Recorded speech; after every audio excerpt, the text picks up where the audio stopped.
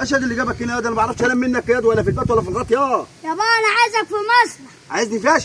مصلحة. انت ما بيجيش من وراك مصالح يا امير. مصلحة حلوة قوي. مصلحه حلوه قوي. ها. طب يلا هتقعد فين؟ انا تقعد في الطرف. طب تعالى نقعد في الطراف. انت ما بيجيش من وراك مصالح يا معلم امير. قول يا معلم.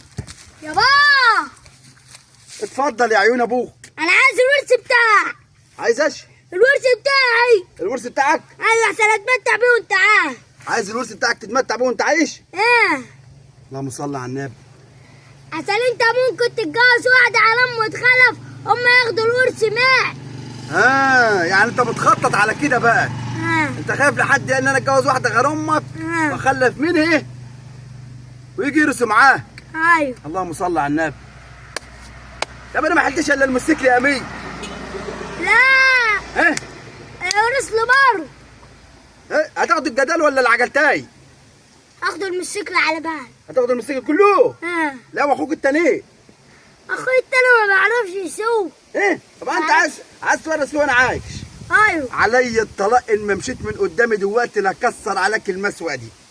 هعد من 1 ل3، ان شفتك قدامي لا اطير رقبتك بالمسوه دي.